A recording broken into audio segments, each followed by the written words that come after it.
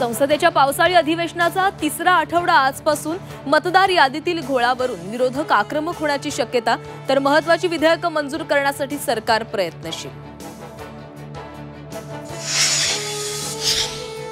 अलमट्टी धरणाबाबत चर्चेसाठी 12 लोकप्रतिनिधींचं शिष्टमंडळ आज दिल्लीला जाणार। केंद्रीय मंत्री CR पाटलांसोबत होणार बैठक। अलमट्टीची उंची वाढवू नये अशी महाराष्ट्र सरकारची मागणी।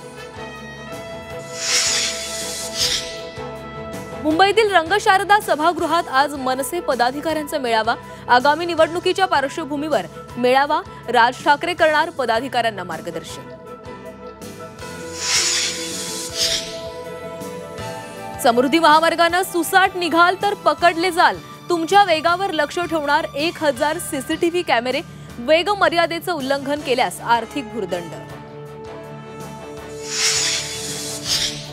कोथरूडमधील मुलींना मारहाण प्रकरण तापलं। तक्रारीसाठी मुलींचं 12 तासांहून अधिक काळ आयुक्तालयाबाहेर ठिय्या आंदोलन। आमदार रोहित पवार, सुजात आंबेडकरही सहभागी।